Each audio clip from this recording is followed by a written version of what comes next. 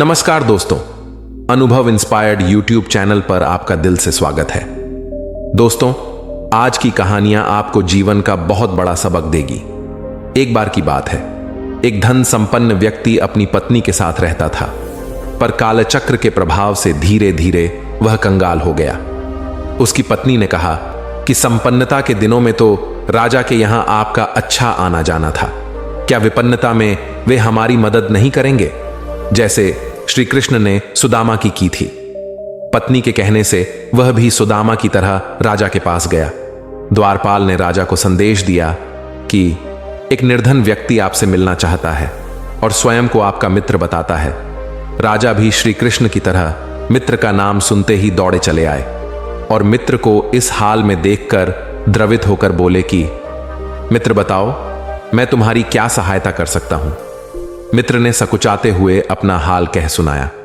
चलो, मैं तुम्हें अपने रत्नों के खजाने में ले चलता हूं, वहां से जी भरकर अपनी जेब में रत्न भरकर ले जाना, पर तुम्हें केवल 3 घंटे का समय ही मिलेगा। यदि उससे अधिक समय लोगे तो तुम्हें खाली हाथ बाहर आना पड़ेगा। ठीक है, चलो। वह व्यक्ति रत्नों का भंडार और उनसे निकलने वाले प्रकाश की चकाचौंध देखकर हैरान हो गया, पर समय सीमा को देखते हुए उसने भरपूर रत्न अपनी जेब में भर लिए।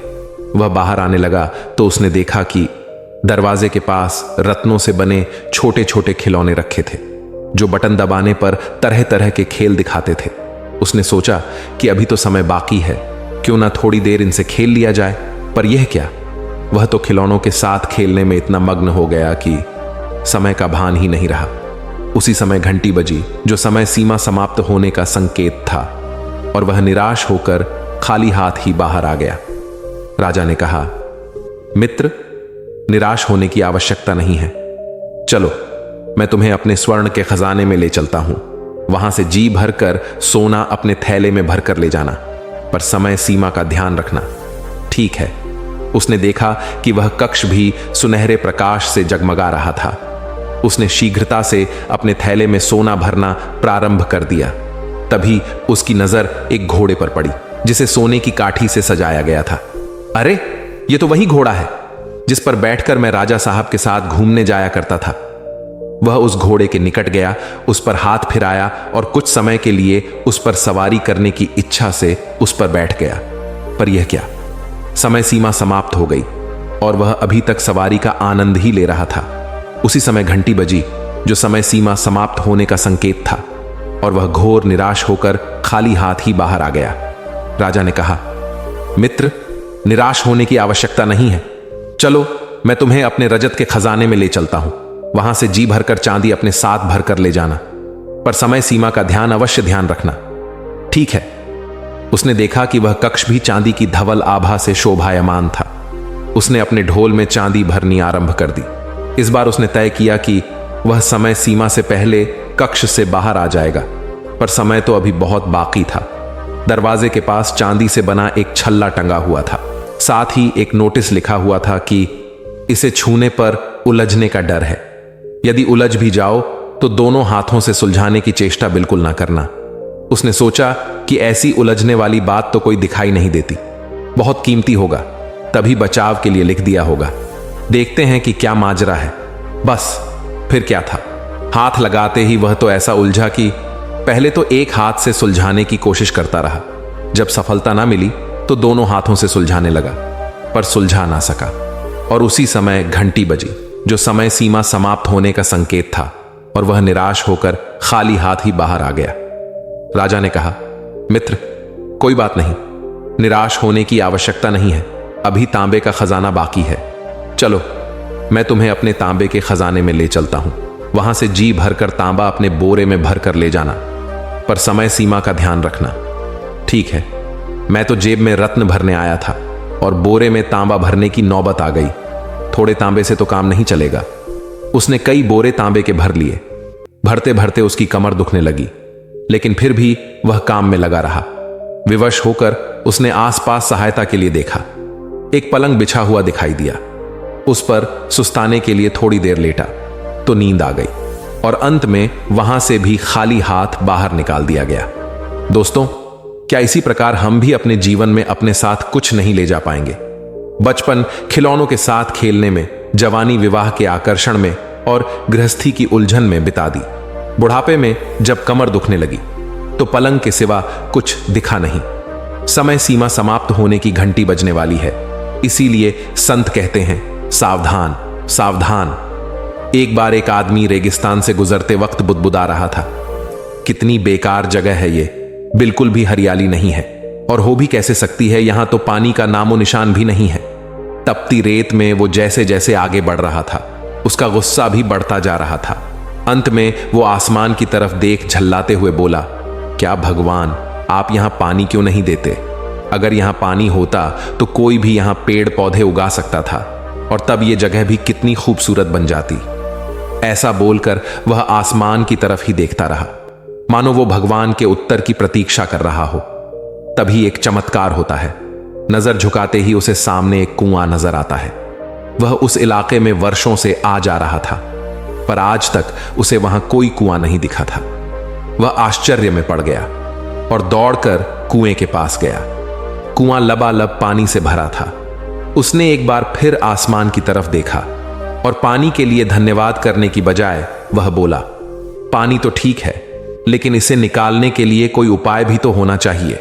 उसका ऐसा कहना था कि उसे कुएं के बगल में पड़ी रस्सी और बाल्टी दिख गई। एक बार फिर उसे अपनी आंखों पर यकीन नहीं हुआ। वह कुछ घबराहट के साथ आसमान की ओर देखकर बोला, लेकिन मैं ये पानी ढोऊंगा कैसे? तभी उसे महसूस होता है कि कोई उसे पीछे से छू रहा है। पलटकर देखा तो एक ऊंट उसके पीछे खड़ा था। अब वह आदमी एकदम घबरा जाता है। उसे लगता है कि कहीं वो रेगिस्तान में हरियाली लाने के काम में ना फंस जाए, और इस बार वो आसमान की तरफ देखे बिना तेज कदमों से आगे बढ़ने लगता है। अभी उसने 2-4 कदम ही बढ़ाया था कि उड़ता हुआ पेपर का एक टुकड़ा उससे आकर चिपक जाता है। उस टुकड़े पर लिखा होता है, मैंने तुम्हें पानी दिया, बाल्टी और रस्सी दी, पानी ढोने का साधन भी दिया। अब तुम्हारे पास वो हर एक चीज है जो तुम्हें रेगिस्तान को हरा भरा बनाने के लिए चाहिए। अब सब कुछ तुम्हारे हाथ में है। आदमी एक क्षण के लिए ठहरा, पर अगले ही पल वह आगे बढ़ गया और रेगिस्तान कभी भी हरा भरा नहीं बन पाया। मित्रों, कई बार हम चीजों के अपने मन मुताबिक ना होने पर दूसरों को दोष देते हैं। कभी हम सरकार को दोषी ठहराते हैं, कभी अपने बुजुर्गों को, कभी कंपनी को, तो कभी भगवान को। पर इस दोषारोपण के चक्कर में हम इस आवश्यक चीज को अनदेखा कर देते हैं कि एक इंसान होने के नाते हम में वो शक्ति है कि हम अपने सभी सपनों को खुद साकार कर सकते हैं। शुरुआत में भले लगे कि ऐसा कैसे संभव है, पर जिस तरह इस कहानी में उस इंसान को रेगिस्तान हरा भरा बनाने के सारे साधन मिल जाते हैं, उसी तरह हमें भी प्रयत्न करने पर अपना लक्ष्य प्राप्त करने के लिए जरूरी सारे उपाय मिल सकते हैं। पर समस्या यह है कि ज्यादातर लोग इन उपायों के होने पर भी उस आदमी की तरह बस शिकायतें करना जानते हैं, अपनी मेहनत से अपनी दुनिया बदलना नहीं। तो चलिए आज इस कहानी से सीख लेते हुए हम शिकायत करना छोड़ें और जिम्मेदारी लेकर अपनी दुनिया बदलना शुरू करें, क्योंकि सचमुच सब कुछ हमारे ही हाथ में है। लोग वो ही काम करते हैं जो उनके लिए आसान होता है, और शिकायत करना सबसे आसान है, लेकिन किसी भी काम को पूरा करना सबसे मुश्किल है। एक बार की बात है, बहुत समय पहले प्राचीन भारत के एक छोटे से गांव में एक युवा योद्धा का नाम आदित्य था। वह अपने साहस, शक्ति और दृढ़ निश्चय के लिए प्रसिद्ध था। आदित्य एक अमीर और सम्मानित परिवार से था, लेकिन उसमें अभिमान और अहंकार की कोई कमी नहीं थी।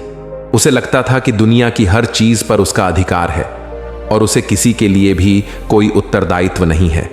एक दिन गांव के प्रधान ने आदित्य को बुलाया और एक गंभीर समस्या से अवगत कराया।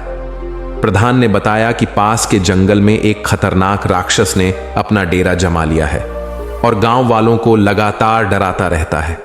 प्रधान ने आदित्य से इस राक्षस से मुक्ति दिलाने का अनुरोध किया।